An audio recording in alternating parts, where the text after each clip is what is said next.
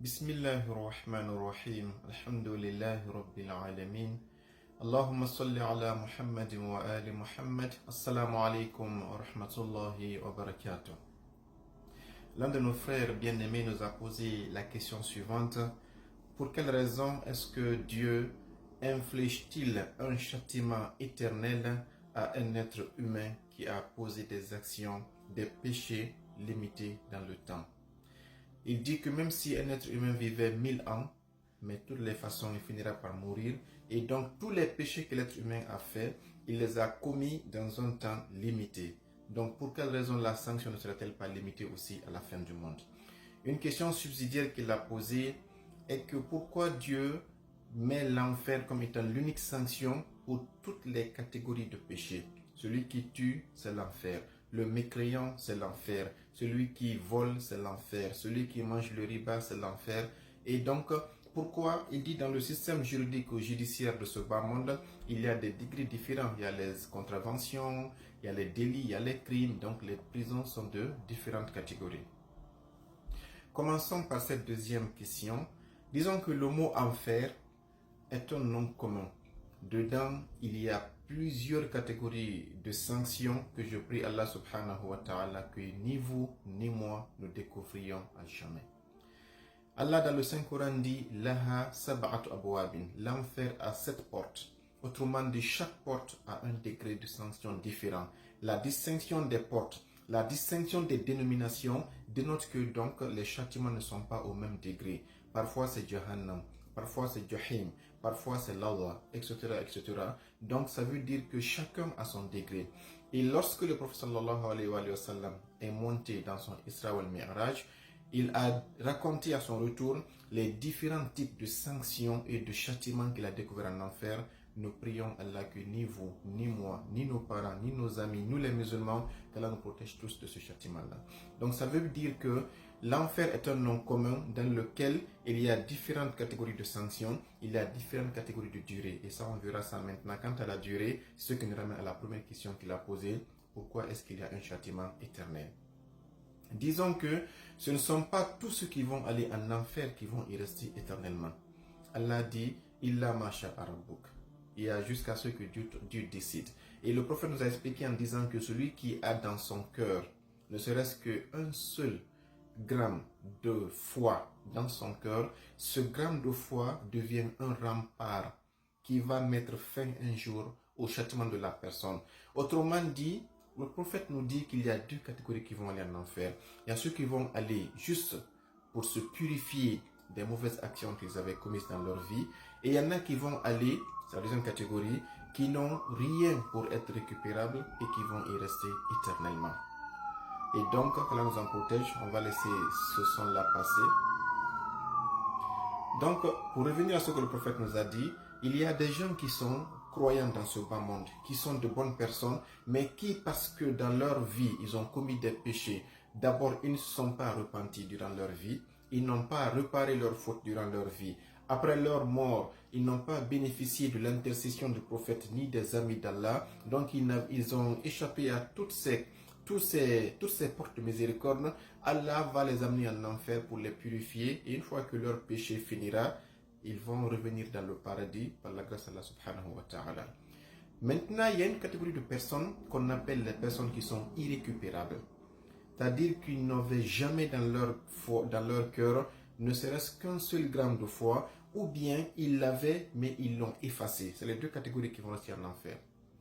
C'est-à-dire que Allah dans le Saint-Coran dit Inna alladhina kafaru, les mécréants, ceux qui ont rejeté la vérité, c'est-à-dire ils connaissaient la vérité et ils l'ont rejeté, wa matu, et ils sont décédés, wa hum kuffar, alors qu'ils sont mécréants. Il a dit ces gens-là, Dieu les maudit, et il dit ce sont les gens de l'enfer et ils vont rester éternellement. Ça veut dire que ce rempart-là qu'on appelait le barrage entre toi et l'enfer, qui est la foi, ils ne l'ont jamais accepté durant toute leur vie. Ça, c'est la première catégorie. La deuxième catégorie, c'était quelqu'un qui était dans la foi, il était croyant, il était musulman, et puis d'un seul coup, par ambition, par avidité, par disons, avis des plaisirs mondains de ce bas monde, il renie Dieu, il renie le prophète, il renie l'islam et puis il devient mécréant. Allah dit celui qui va apostasier de sa religion et qu'il meurt dans cette situation, Allah dit leurs œuvres qu'ils avaient construites, les prières qu'ils avaient faites, les mosquées qu'ils avaient construites, Allah dit tout est effacé par leurs mauvaises actions d'apostasie. Il dit ce sont les gens de l'enfer qui vont aussi rester éternellement. Il y a une troisième catégorie de péché. C'est comme par exemple l'assassinat, le fait de manger le riba. Dieu dit il y a des catégories de péchés quand tu les commettras aussi. Ces types de péchés quand tu les commets, l'effet de ces péchés est un effet qui est complètement irréversible. Quand tu tues l'enfant de quelqu'un de façon volontaire parce que tu veux accéder au pouvoir, parce que tu veux faire un sacrifice humain pour être riche, pour être quelqu'un dans ce bas monde, ou bien parce que tu es fâché contre la personne, te lèves, tu prémédites et tu vas, tu le tues. Allah dit, celui qui tue un croyant de façon préméditée et de façon expresse, il descend, ça demeure aussi c'est l'enfer. Parce que les gens qui ont perdu leur fils là, le vide là, le chagrin est un chagrin éternel qu'ils vont vivre. Tant qu'ils vivront sur cette terre, ils ressentiront cette douleur que tu as causée en eux. Dieu dit la sanction aussi est éternelle. Maintenant, pour des exemples de façon terre à terre, pour vous montrer que ce n'est pas Dieu qui te détermine pour être en enfer de façon éternelle, c'est le type de péché que tu fais. Donnons l'exemple d'un médecin qui te dit de ne pas toucher, par exemple, à tel produit, c'est un poison. Si tu prends un poison et qui peut simplement être dans ton estomac, donner des vomissements, et puis après tu es guéri quand tu vas peut-être vomir, l'effet de ce poison est un effet limité dans le temps. Mais ces poisons, quand tu les consommes, c'est ton foie, c'est tes poumons, ce sont tes reins qui sont affectés, et donc c'est irréversible, c'est la mort garantie.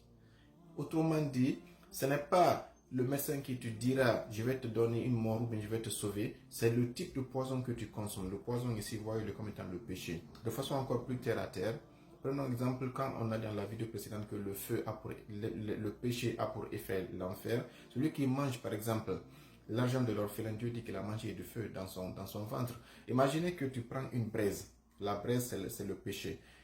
Et que tu le touches. Si tu touches la braise par ta main, c'est ta main qui est brûlée. Autrement dit, l'effet de ce péché, c'est de brûler ta main parce que tu as touché quelque chose qui est interdit. On sait qu'avec le temps, cette brûlure peut se cicatriser et que tu guérisses. Autrement dit, tu sors de l'enfer. C'est-à-dire que l'effet de péché est fini dans ta main. Mais imagine que tu prends la même braise et que tu mets dans tes yeux, par exemple.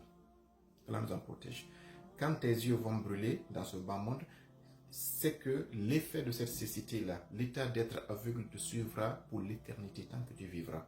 C'est le péché, c'est la même braise, mais vu que c'était sur la peau, pour un premier cas, l'effet était temporel, mais quand tu poses sur les yeux, l'effet est éternel. C'est comme ça aussi les péchés. Il y a des péchés, quand tu les commets, l'effet est temporel. Tu vas en enfer, tu te purifies et tu reviens au paradis, mais il y a de ces péchés, comme on a cité précédemment, leur effet est complètement éternel, car nous en protège. Donc, pour résumer, c'est le type de péché que tu commets qui dicte le type de sanction qui t'attend. C'est comme dans ce bas monde.